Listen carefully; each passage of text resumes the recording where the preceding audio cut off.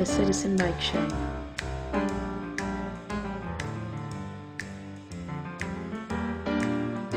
News. Commentary.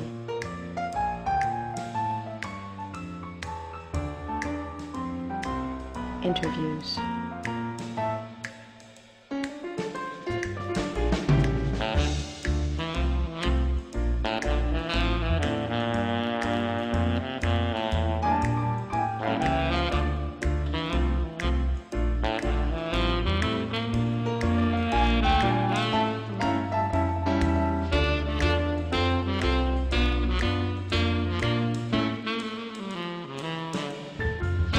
The Citizen Mike Show starts now. Welcome to the Citizen Mike Show. Thanks for tuning in. We do appreciate it. My name is Mike Burdinsky. This is the episode for February 1, 2018. Over there on my right, the incredible one and only editor of the Record Journal, Ralph Tomaselli. So, Ralph, a couple of weeks ago, you and I had discussed a little teeny-weeny story that appeared in the Record Journal. It was on page A3. It was on January 16. The little teeny-weeny story was had a headline, "Dog Attacked, Killed by Neighbor's Dog." Remember that discussion? Right. You probably remember it well. I got really preachy on that show. I was talking about how the story was covered and all this kind of stuff. And what basically happened, and I'm sort of compressing the story, but someone was walking around one of the Wallingford neighborhoods with a small dog, and I guess two dogs came charging out of a house in the neighborhood, attacked the little dog, and the little dog died on the way to the veterinarian. And so, I'm a dog guy, and, I got concerned about that. And I sort of concluded, I guess, that the legal system maybe just isn't set up to deal with this kind of a thing. That was one of the themes of my sermonizing to you. Right. And I thought maybe one way of approaching this, or maybe a good way of approaching this, is through public education directed at future dog owners, existing dog owners. Was a dog owner myself. So following that path, following that thread, this is the public education thought, okay. And so we're not doing, leash laws and law enforcement and liability. It's some practical tips about raising your dog, and maybe that will help. And we have in the studio, we're going to get him on camera in a second, but not quite yet, because we got a little tease for you. Okay, we got a little tease for you.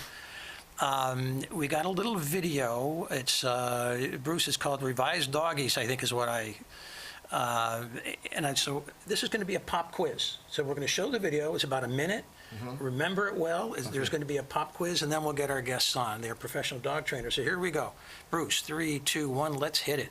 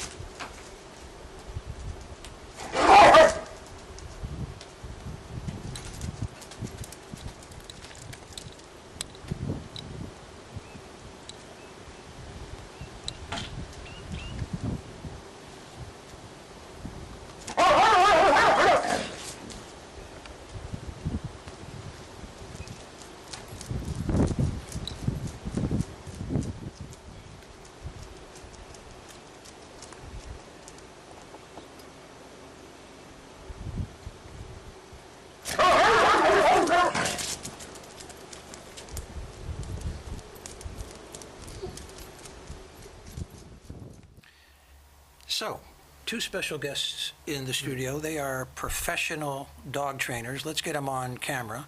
They are Richard and Vicki Horowitz. Welcome to Citizen Mike Show. We appreciate you coming on. Thank you for inviting us on. Yeah, this is going to be fun. We got some specific questions for you in a couple minutes, but I wanted to talk about this video first, because you guys sent it to the Citizen Mike Show. Right.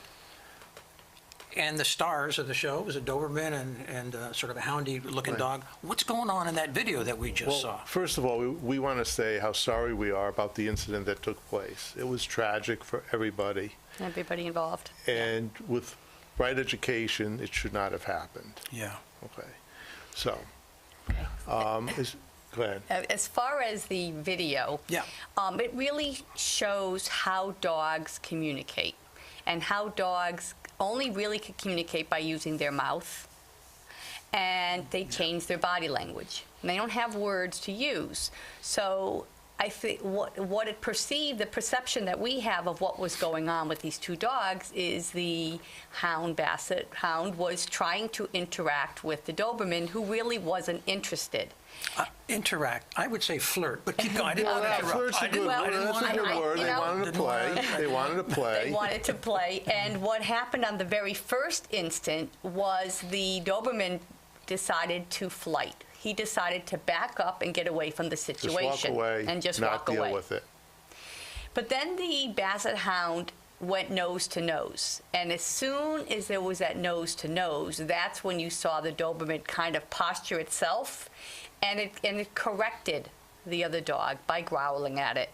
Okay. No, that's and it was not a a very bad thing? soft Well, growl. that's the first level of correction between a It dog. was a warning. It was a growl. warning. Yeah. Get away from me. Okay. Then? Well, the Doberman walked away. Basset Hound was insistent that I wanted to interact and continued to pursue the Doberman. Yeah. And the Doberman wasn't going to have it. So he escalated his correction. He growled, and he actually snapped at the Yeah. Basset Hound. And Right. that's how they communicate. So the thing that's important to also be aware of is not only was he communicating, but looking at the body language of the Basset Hound and how he did submit by lowering his body and react to it. But there's a couple things going on here that you don't know. If it was the Basset was a female, even though it's kind of a lethargic-looking dog, if she was a strong-willed female, she may keep going back and challenging this other dog, and make the Doberman actually overly correct her to get her to finally give in. And I think that that's sometimes what happens when dogs interact. They don't necessarily get the message that the other dog, one dog is giving to the other one. Yeah. And that's where things can get out of control, Escalate. and you can kind of have a Escalate. real fight. This didn't result in that, but it was pretty close to getting into a real fight. The Doberman, if it really wanted to hurt the Basset, Could've. it would have. Oh, yeah. absolutely. It really just wanted to be left alone. So, Ralph, I got to say, when I first saw this video, I said, this poor Doberman is being harassed by this Basset Hound who looks stupid. It's a Right. Doberman. Are you serious? I mean, Right. come on. I mean, I don't know. Dogs have no concept of size. I guess not. It's really Right. their personalities that kind of Yeah. determine the relationship that they're going to have with another dog. Want to add in here that Richard and Vicky are proprietors of a professional dog training firm called Bark Busters of Southern Connecticut. Right. And that's how we found them. Right. Yeah, okay. So Richard and Vicky, let me ask some specific questions that may be of some use to dog owners or future dog owners. And I'm going to phrase it as sort of a hypothetical dog owner. So a family wants to get a dog for the very first time. They don't have a lot of experience with dogs, but they know dogs are in the neighborhood, and things seem to work out. I mean, just things seem to work out. Cute, cuddly puppies, Right. you know, I mean, who could resist that? And so they get a dog, and things are wonderful, you know, the 8, 9, 10 weeks are so cute and cuddly. But then maybe they suspect that the dog might be exhibiting some misbehaviors, maybe developing, you know, something that they don't get. Right. Are there some practical tips for current dog owners or future dog owners as to when you might recognize dog aggression? Okay. Well, first of all, Yeah. having a dog is a lifetime commitment. Dogs need rules. They need consistency. So that's key for any dog owner. All right? Now, it's best to start when the dog is young. Yeah. And you watch things. If they start growling when someone goes near their food, that's a sign of food aggression.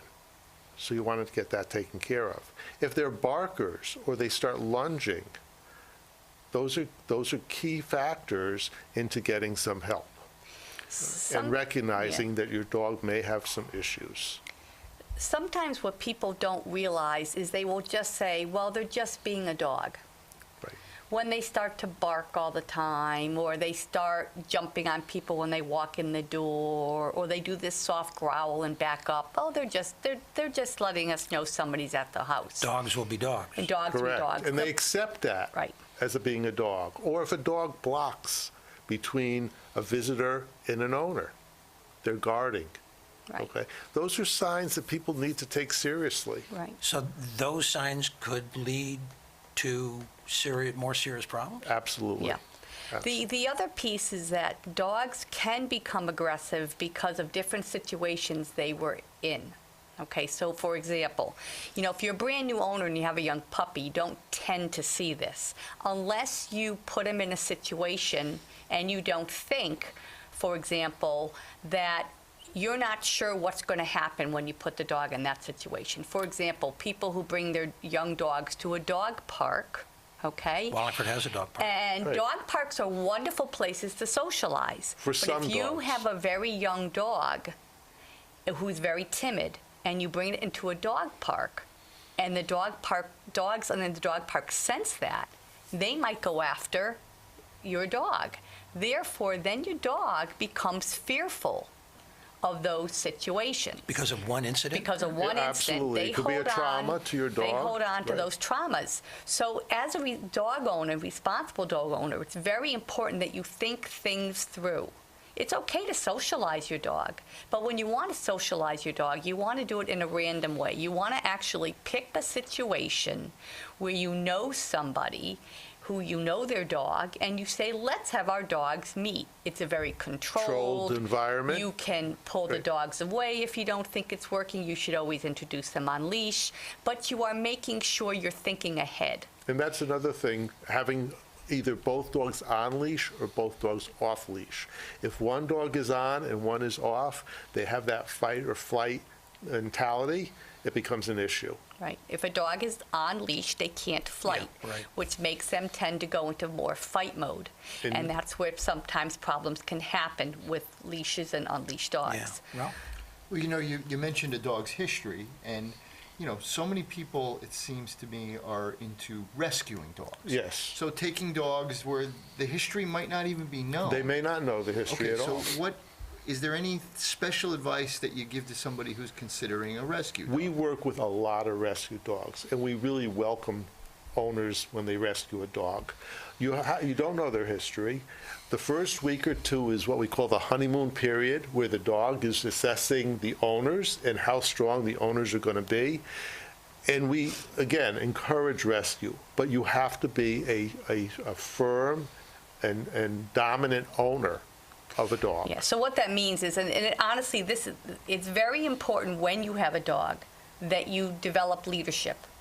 You are, as the owners of your dog, are the pack leaders of the house. Dogs So are whether pack you- animals, Right. all right? And when they're puppies or in a pack with other dogs, there's always a dominant dog, what and does there's that always a mean? leader. Yelling? No. What is that? No, what is that- not what is at leader- all. What does leadership look like? Okay, leadership means body language and voice tones. And speaking dog is And what we speaking teach people dog. what to do. The dogs are very simple in how they think, and you have to read their body language, and you have to be very clear with what you want.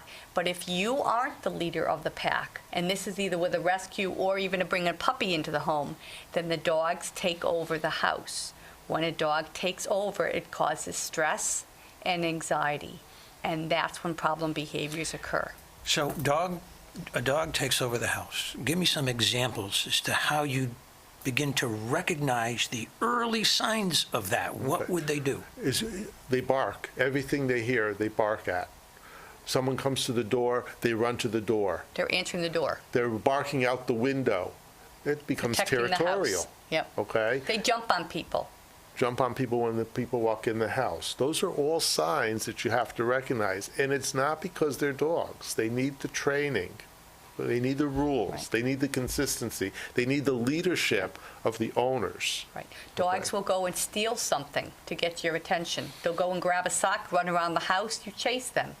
Who's in charge then? The dog.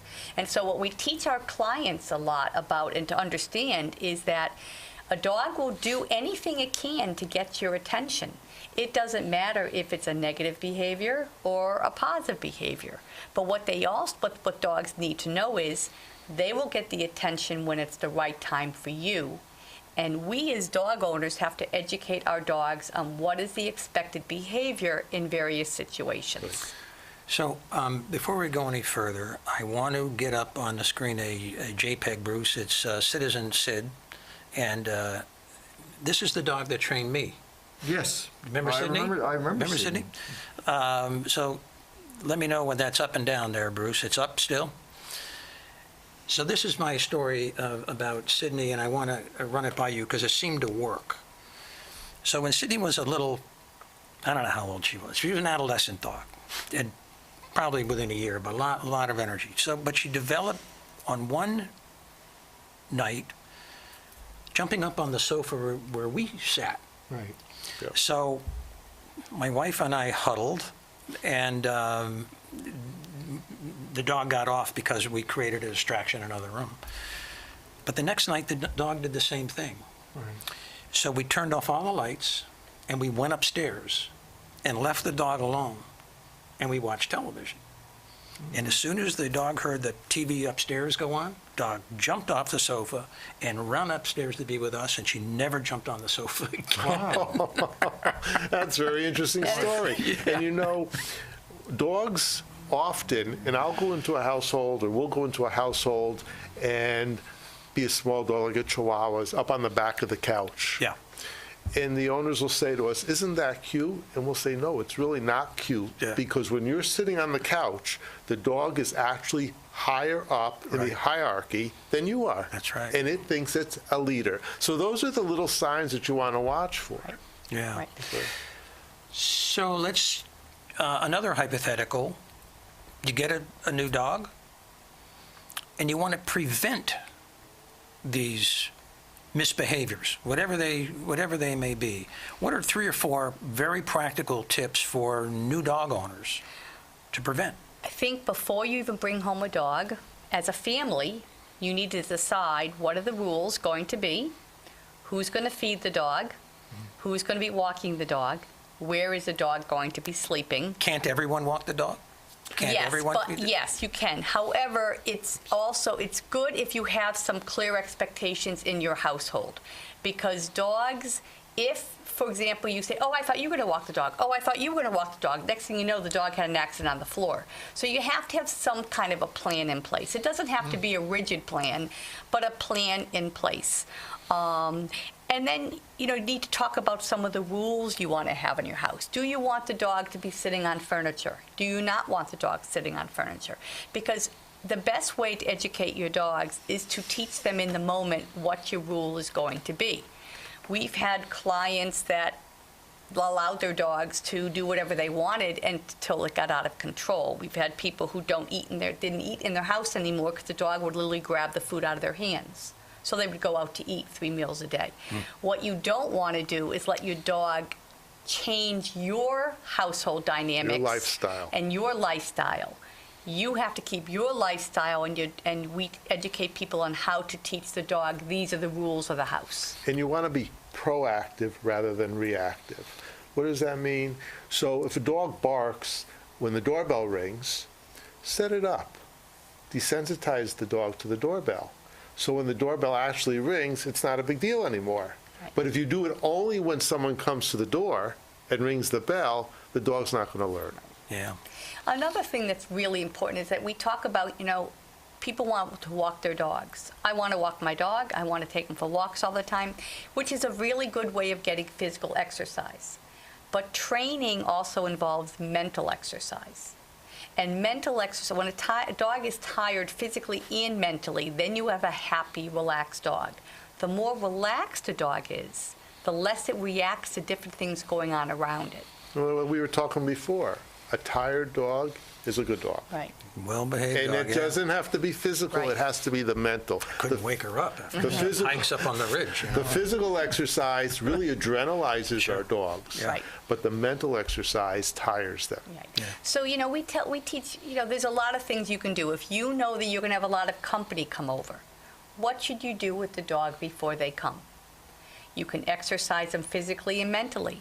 Sometimes we tell people put your dog in the crate if they have a crate. The hardest time for dogs is when people come to your house and when they leave. So put them in the crate before they come, then let them out 5 minutes later once everybody's settled. When people are going to leave, put them in the crate first, then get everybody's coats on. Because that's the time that dogs often misbehave. Yeah. So those are practical strategies that people can do. Ralph? What about if you have a dog or a cat and you're bringing a new dog home? That's a good question. There's certain ways of introducing a new dog to the pack. And we tell people do it in a neutral territory because your house is the dog's territory. So you do it outside. You can do some preparation work in advance. Have something that with the dog's scent and bring it home first. All right, so the dog and the cat get used to that scent. You want to introduce them slowly, have them on leash so they can introduce equally, and if there's a problem, you can guide them away. If they're off leash and you get in the middle of it, what's going to happen? You can get bitten. Right. All right, so we have ways of introducing it, but you got to do it slowly and methodically. Right. And you really have to check, you have to look at the dog's body language. We saw that video earlier. The body language. How are the dogs Of the looking at each Doberman other? and the Basset. If they're staring at each other, they're getting ready to react to each other. That's when you have to separate them. So I'll bet, in almost everyone's experience, they walk around their neighborhood or they walk down the street and they hear a dog or they see a dog and they probably suspect that the dog might be dangerous. And maybe the dog is and maybe the dog isn't. But I think every neighborhood almost, knows of a house where a dog is big and powerful and, So my question, Richard and Vicki, does there ever come a time where the dog's aggressiveness or misbehavior becomes almost irreversible and the only thing left to do is to leash the dog up, if he's outside, tie him to a tree, make sure a strong adult is holding on with both hands, Does it ever get to that point? It could, if they're not properly educated. The reality is, if you react to your dog, they should look at you as if to say, what do I need to do? If they're in a situation where they're not sure, they should look at you as the leader and say, what should I do? Yeah. When All the right. dog truly trusts and respects its owner, it doesn't react first. It looks to them for guidance on what they should do. Right. Yeah. And that's what we try to teach our clients to do. There are cases, and we've worked with dogs who are very, very aggressive. There's a couple things. One thing owners have to be educated so they can communicate to their dog and relax it. And then also, sometimes we actually have people use muzzles, Yeah. Italian basket muzzles. So I have one short dog story to tell you, and I want to get Vicki and Richard's reaction. It may not be a very good story. So back in 2013, I was writing the op-ed still for the Record Journal, Right. and one day I didn't have anything to write about, so I went down to the dog, they call the dog pound, and I asked the animal control officers any dogs there that I could visit as part of my article. He says, all we got is pit bulls. I said, that's fine. Right. If they like me, I like them. He says, okay, meet the first one. So as you open the crate and this big female pit bull comes running out. And by then I was squatting on the floor and I was sort of looking away and had my hands on the floor. And the pit bull was so excited and happy to see me. She did these circles between my knees and peed on my foot. So the reason why I tell the story, it's not necessarily breed specific, but there's all kinds of reading on That's that. correct. But this pit bull seemed, so genuinely happy to have a visitor and get a scratch behind the ear, that, and I know a pit bull was in this story, and they're big and powerful dogs, and if you have one, gotta make sure it's trained well That's correct. and under control. Right. You got the final word for a quick wrap-up, and then we're going to run out of time. Any final thoughts on? Just be a responsible dog owner. Right. That's the most Right. important Yeah. thing. And responsible means putting rules in place and being consistent and being a leader.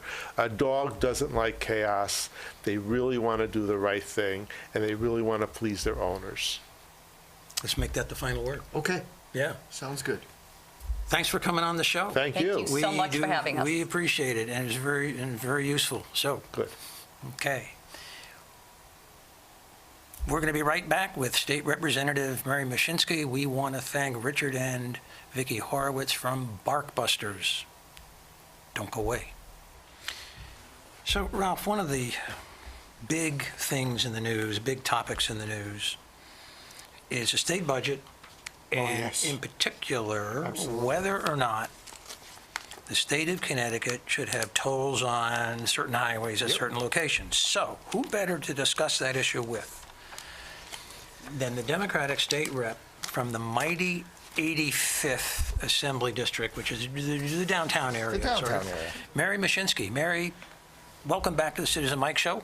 Thank you, Mike. I'm happy to be here. We appreciate it, and we got some meaty stuff that we want to talk to you about. This toll issues. Let me just read you some stuff and to get your reaction. And this was in the Record Journal. You know, Ralph, when you and I and Mary and I agreed to talk about tolls, we didn't know this was going to be No. such a hot button It thing. is. You No, know, it we just- did not. We did not plan this. Yeah, but this was in today's paper, which is January 31, which is when we're producing this show. Front page says Malloy-Fasano spar over tolls. Just a couple sentences Right. and get Mary's reaction. Governor Daniel P. Malloy and the state Senate's top Republican intensified their debate Tuesday over an issue expected to be the focal point in Malloy's final budget proposal, transportation. The Democratic governor charged Senator Len Fasano, Republican of North Haven, with misleading the public about an impending transportation crisis. Fasano countered the governor and his fellow Democrats were rushing forward without sufficient information. Mary Mushinsky, your reaction to that story and what these guys said. Well, I'll give you the information from the nonpartisan Office of Legislative Research. Key word, nonpartisan. Go ahead. And they sum up stuff for us and they lay it out there. So here's what they say about transportation funding. We have a mix of federal funding with their gas tax and the state funding with our gas tax. The federal one has not changed since 1993. So it has lost 1/3 of its value for running the highways and bridges. And what they keep doing at Congress is passing continuing resolutions and band-aiding it to the next continuing resolution. So they haven't changed that 1/3 loss of purchasing power. And this is due to inflation? Is that what's going on? No, they or- haven't changed the tax on the federal gasoline tax. It has been 18.4 cents since 1993. Got it, okay. Okay. Yeah, So, because they're afraid to touch it. yeah. And the American Society of Civil Engineers put out a report and gave the roads and bridges of the whole country minimally passing grades. And in Connecticut, 44% of the major roads are in poor condition. 34% of the state's bridges are in need of major repair or replacement. And 60% of the urban interstates are jammed during rush hour. Our gas tax has not changed since 2000, and it has remained at 25%, even though financing panels have said it's got to change. Either gas tax has to go up or tolls have to be put in, but you can't just hold it steady at a price from decades ago and expect to repair your roads and bridges and keep them safe for people. So What's what we the know date is of, what's the date of that? this is May 31st, 2017, and their end statement here is that we will have the fund in an annual operational deficit by fiscal year 2020, and it will be depleted by fiscal year 2022. So we can either sit and do nothing and wait till it crashes, or we can be responsible and Depleted means fix it. zero It'll fund run out of balance? money. So Okay. they actually gave us a chart that shows when it crosses the line and starts to bleed Ralph? money. And Well, you know, Mary, the thing that I've been having trouble figuring out is if you're not in favor of tolls, it seems like you're in favor of, you know, one of my favorites, which is that somehow you can create money within the existing budget to fund transportation. That just doesn't seem possible to me. I don't think so. Okay, right, I know. So, and then the other one that I hear is, well, let's borrow $65 billion. You could do that, but we Okay. already have a debt issue. That doesn't seem real palatable to me either, borrowing $65 billion. And then there's this issue of raising the gas tax, which I don't know what the difference between the toll. So I don't know if it's just, I'm not seeing a great alternative to tolls, but maybe I just haven't studied it enough. No, I'm not either, and I have several times asked my constituents, would they rather do tolls or would they rather have an increased gas tax? And ironically, today the governor suggested we're going to have to do both because the tolls can't be ready quick enough. So at least short term, we would have to change the gas tax. But the constituents said 2 to 1, they would prefer tolls over relying on gas tax. And then there's about a third who don't like either one, but that means you're at risk of letting the bridges fall in and the roads deteriorate. And I can tell you, in one of my early terms, the Mianus Bridge fell in, and the commissioner of transportation had come in and told us, and he looked us right in the eye, and he said, "I can tell you a bridge is going to fall down if you keep shortchanging the bridge and road repair." And we all said, "Oh, he's exaggerating." And then a little later on, the Mianus Bridge a piece of it fell out into the river and killed people. And I had just driven over the bridge 2 days before, so I was definitely rattled by this. And I swore, I said, I'm never going to let this deteriorate so bad that people are at risk ever again. So there's tolls or there's gas tax or there's do nothing. And do nothing to me is not a responsible alternative. Well, address, if you would, Senator Fasano's argument that the legislature and Malloy would be jumping the gun, acting rashly without adequate information if they vote on this, and he would phrase it probably willy-nilly, hastily. He seems like that's what he's saying. You don't have sufficient information. Does he have a point or not? I think legislative research and fiscal analysis have laid out the case that we are going to be short. It's not going to be this year, but it's coming. And you can't do your repairs if you have postponed them another 5 years, and then now you're suddenly staring this in the face. You're going to have to bond everything and borrow.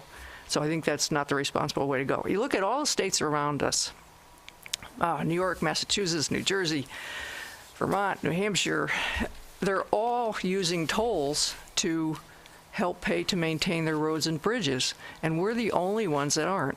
And they are actually smart enough to collect from our people as we drive through there. They get money from me when I go visit my relatives, and when we go visit my husband's relatives, they always get money out of us. So people drive through our state, 30% of the toll revenues would be from out-of-state residents. That's the proportion. So we don't get anything from them to maintain our roads, but the other states do. So one other thing that I think the opponents of tolls are saying, and I suspect it's a divide and conquer strategy, they're saying, there seems to be sort of a building consensus, maybe too strong, we're building consensus in favor of tolls, but why don't we force the pro-tollers to identify the location and the price and all those ugly details, and any alliance or coalition of pro-tollers would just fade away under those details. Address that. Because of the federal law, we can do congestion tolling. Congestion tolling? Yeah, we cannot do border tolling. So it has to be based on where the traffic jams are and it has to be the heavily traveled road. So that would be 95 and 84. And we don't have wide spacing between entrance and off ramps in our state, unlike Massachusetts, which has long stretches where there's no ramps. So we probably would need more than just 2 or 3. We would probably need a series. Otherwise, what happens when you have frequent ramps is people learn how to get off the highway, go around the thing, get back on again, and that's unfair to the neighborhood. So we would probably use the, these are electronic. They come over the highway, you drive under them at the same speed. So let me give you just an example. 91, well, you represent a lot of people in Wallingford, as many of them may commute to Hartford, and there's could be some rush hour and congestion issues getting into Hartford and coming back as you go up Meriden Mountain and on the return trip.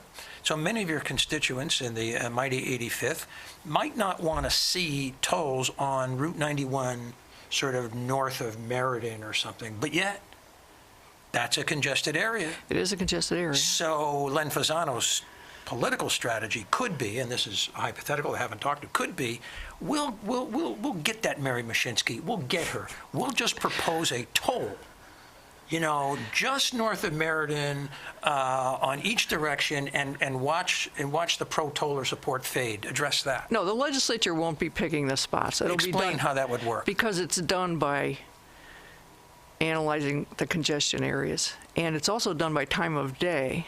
So we may be able to do no tolling at certain times of day and toll more heavily at the worst times of congestion. So who calls the shots on that? Well, you use the analytics to decide it, but Well, I read something about some legislature won't be authority, picking a where it highway goes. authority or a new authority that was put into a bill in the fall or something.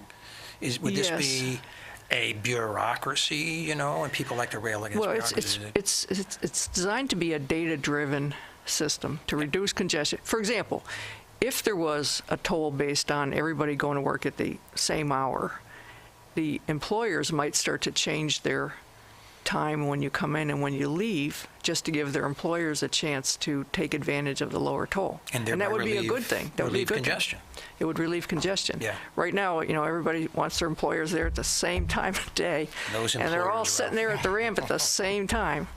So even changing that by a half hour would help alleviate some of the So I want to digress congestion. a little bit. Okay. Because when we talk about tolls, different people may imagine different things. Right. So I think what we're talking about, and this is a question of, really going to Mary, these are not toll booths. No. Nope. These are sort of like a high-speed or Absolutely. highway speed limit sort of Right. an arrangement where you drive under a big arcing structure. Mm-hmm. And I think the way it works, as you drive under it, the hardware reads the transponder, and you're charged a certain amount on your credit card or on the account that you set up. Yeah, that's right. And Have I got it? and if you don't have a transponder, What happens? it takes a photo of your license plate, and Yep. then you get a bill in the mail. Now, So, does it have to be paid, or can you just walk away from it? well, it should be paid because they'll find you sooner or later. But I'm trying to expose all the warts, is really what I'm I trying know. to do. I have talked to You know? people that have driven to Massachusetts and didn't have a transponder, and they said, about 4 weeks later, they got a Yeah. piece of mail that said, on this date at this time, you drove under our toll structure, and here's what you owe. So another proposal, Mary, and I just want to, Oh, I should say that the mileage-based user fee is a definite sinker. No one likes that. yeah, that's dead The on district arrival. hates it. Yeah. It has less than 5% support among constituents Sure, statewide. Yeah, let's not even, So that one's not going to go. yeah. This is, I'm asking you for a reality check here, because this is what I heard. I heard that those who apply for a Connecticut transponder could buy a toll, the right to use the highways at a discount compared to those who do not have a Connecticut transponder, so that it'd be a little less of a burden on Connecticut residents. So out-of-staters would have, let's say, a New Jersey, boo, New Jersey, and a New Jersey purchase transponder, they'd have to pay full toll. Oh. But if you were from Connecticut, you would get some sort of a discount. Have you heard anything about that? Does that People make are looking into it, Mike, Okay. but I'm not sure if we can or can't do it. I'm not All a right. lawyer myself, so we have to rely on what the lawyers tell us we can. So I want to throw some of these concepts out. I don't know. And I also, in my reading of tolls, some neighborhoods, I understand, in Massachusetts and some other states, some other states have had neighborhood tolling. In other words, if you buy a transponder and your legal address is in a certain neighborhood, you get a discount. Oh. So if you just get off the George Washington Bridge into Jersey, let's say, you get hit with all these tolls, but you may be a little bit cheaper. You could tweak the software in such a way that there might be targeted discounts. People are looking into it, but I Yeah. do not know the answer right now. Okay. And the other thing that has to happen if this is to go is constituents have to approve a lockbox for the Special Oh, yeah, that's Transportation important. Fund.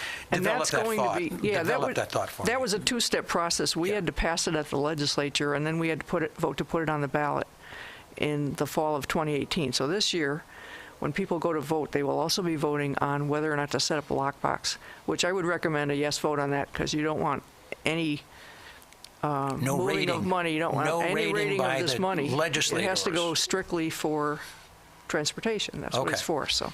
So in the past, I guess, if there was a transportation fund and the legislature wanted to, looking for dimes and nickels to balance the budget, they would raid It's the going funds. both ways, Mike. It's actually, the general fund has been rated for shoring up the transportation fund, and the transportation fund has been rated to shore up the general fund, depending on the year. So it's actually, So- the money's actually moved both directions. So vote yes and that hanky-panky stops. Yeah, so vote yes and protect the money. The other thing we probably have to do is set up a transportation authority like Massachusetts has that runs and operates the whole system. That's what I was fumbling for 5 minutes ago, the people that would establish locations and prices and things like that. Yeah, you probably need a separate authority to do it. And the other states run that way, so it wouldn't be anything. We would just look what they do and take the best example. Final thought, Ralph, on that? Well, just Mary, just real quickly, as you're sitting here right now, if you had to predict whether there's going to be some action this session on this issue, what's your gut right now as you sit here? Yes or no?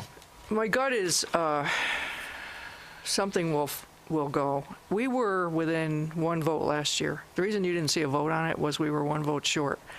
And the speaker, how he runs the chamber is he counts where we are before we waste a whole day debating something. So he counted and we were one short, so didn't get done last year. When would this vote take place?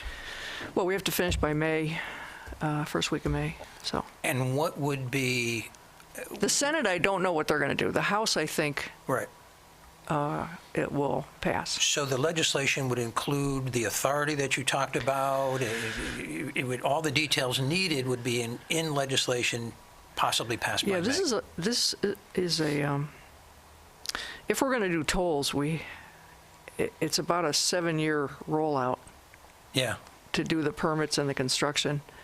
It's not immediate. You can't do it next year, so So, that's why you've also seen there are bills being put in for a temporary gas tax. would that be a standalone bill for a gas tax? It's a separate bill, yeah. Separate bill. And the reason Yeah. why I ask that is I don't want any linkage, Right.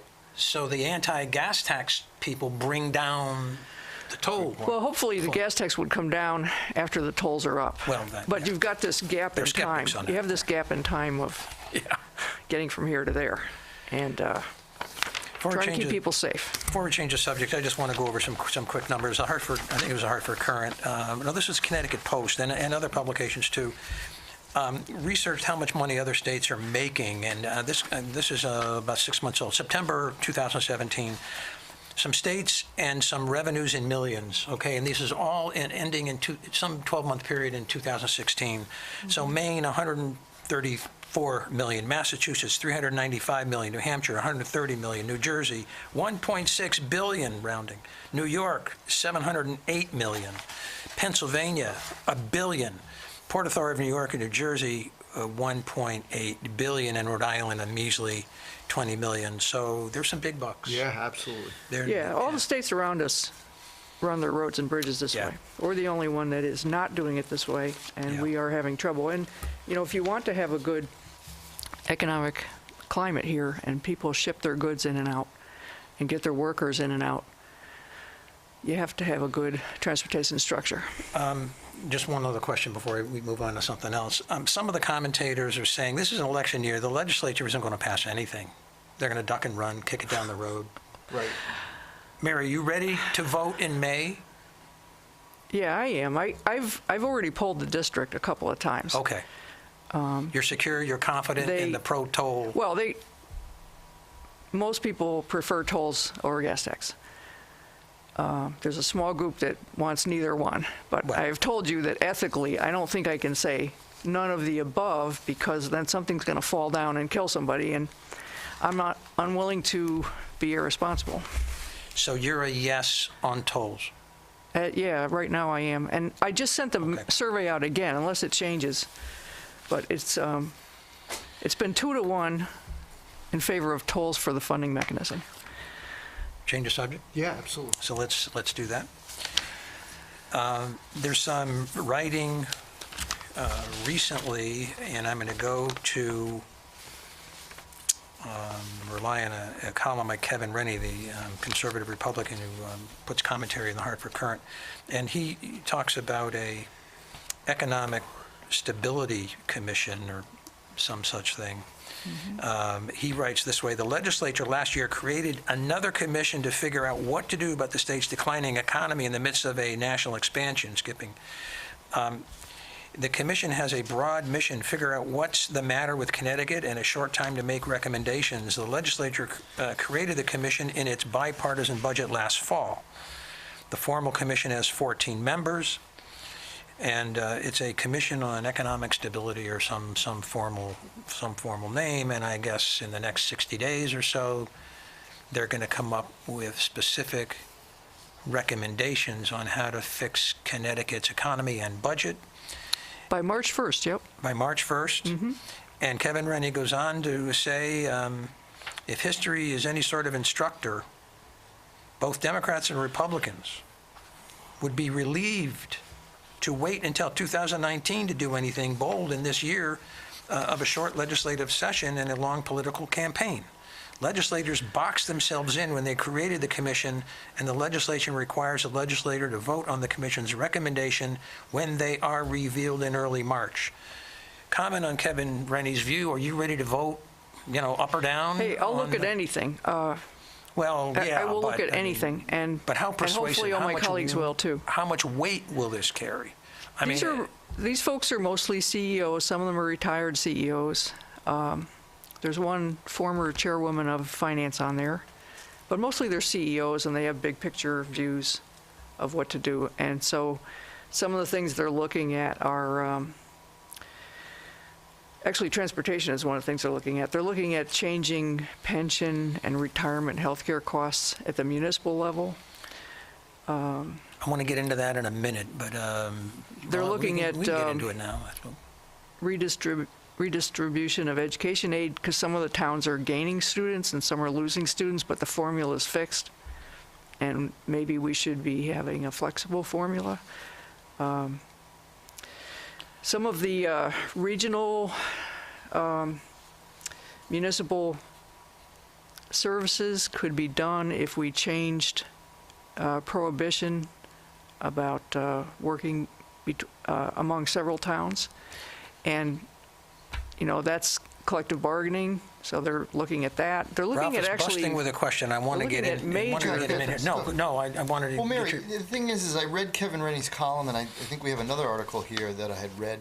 I mean, these ideas, They've been around. they've been around. Yeah. So what is the advantage to having this outside group come in and really tell the legislature some things they've already heard and haven't acted on? As they would say, right now, 25% of revenue coming in is going to debt service. And if you don't make big changes, it continues to go up. And I think what I'm trying to get to, though, is this, and I'm not saying you, but does this somehow give some people some political cover here? Sure. Okay, why is that? they can say it's a recommendation of an outside Okay. panel of business experts and use that as their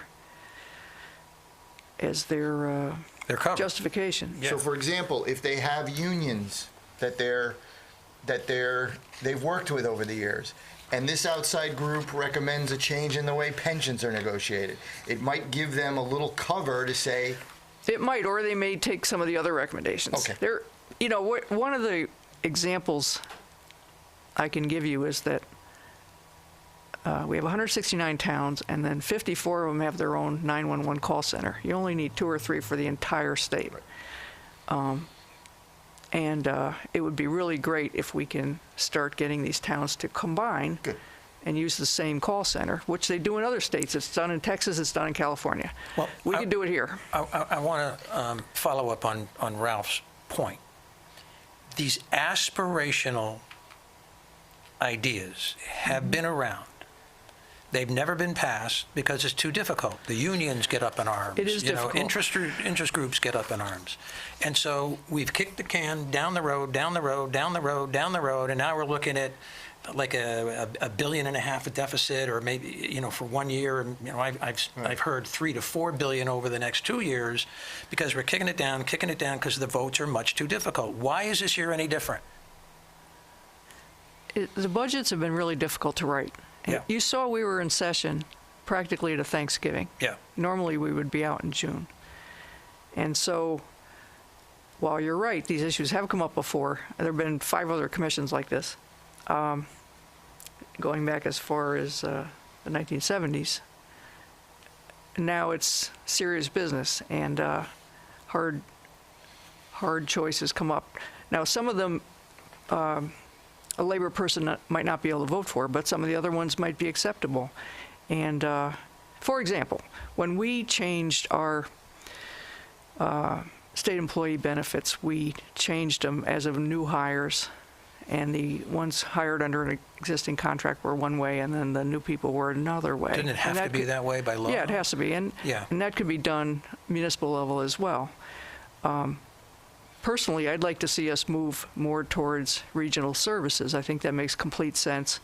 And to have 169 different ways of doing things is so inefficient. Well, one of the items that I read says that runs into problems because of labor negotiations. Everything has to be negotiated, and whoever was saying that was, I think, asking the legislature, pass a law for us. They want the flexibility. Yeah, so that it doesn't have to be. That's what CCM has said. And what's your view of that? I'm willing to look at anything. But and, look at anything, I'm trying to pull teeth here. I am. What I does haven't that seen the mean? report yet, Mike. The Well, report's coming in March 1st. Ralph, help me maybe out. I I'm can, trying to- maybe I can vote for 60% of it. Maybe I Yeah. can vote for 42% of it. I don't know yet. I think that we're even here, even talking about regionalization, and Right. we have, But that idea's been around a while. well, no, too. but I really do think what I'm hearing is Yeah. that it's going to happen. And you're right, it may not be happening as quick, but I just don't see any way to avoid regionalization. I don't see it either. And here's another one that is a possible recommendation. Having service contracts, these are usually with the nonprofit human service agencies, have them be subjected to competitive bidding.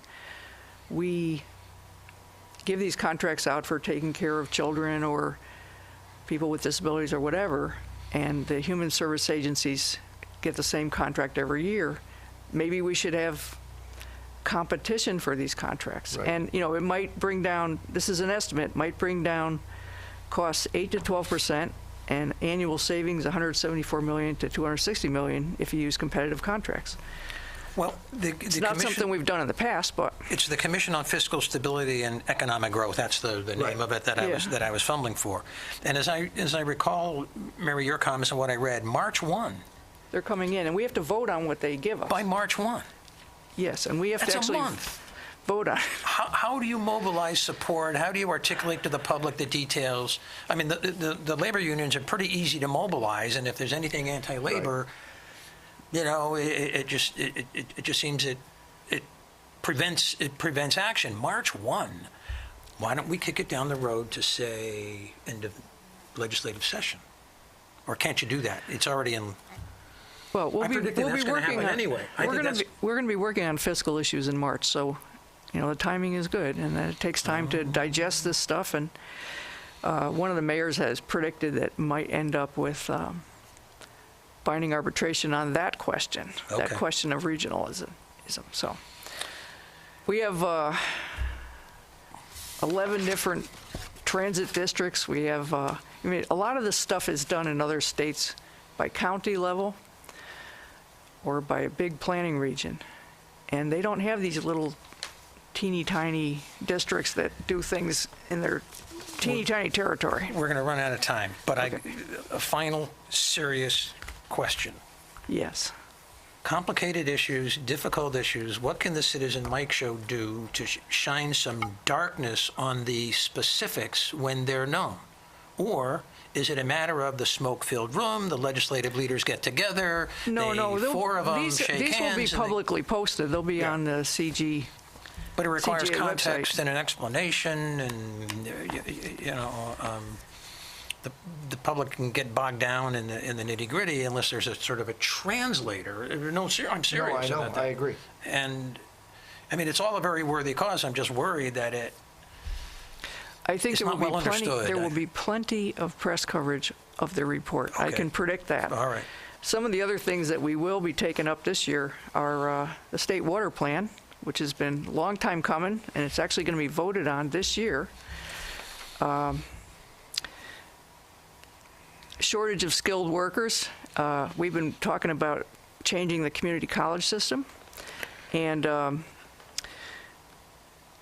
creating a way to produce workers who can fill the advanced Yeah. manufacturing positions, which are greatly needed in Wallingford. a lot of things to take up. Mary, we got to Yep. make that the final word. Ralph and I think both encourage you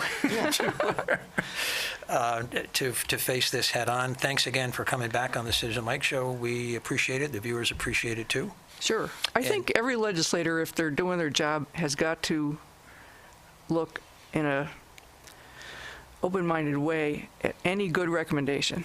Yep. And they may not all fly, but I think it's our obligation to look at them all. And in a bipartisan way, everybody should do that. Okay. Thanks again, Mary, and thank you, viewers, whichever, there we go. Thanks for tuning into the Citizen Mike Show. Ralph and I are here on Wednesday early evening to produce the shows. They're on WPAA at 9 at night on Thursday and Friday, and the following Monday, Tuesday, and Wednesday. And by then, it's up on YouTube. Search Citizen Mike Wallingford channel.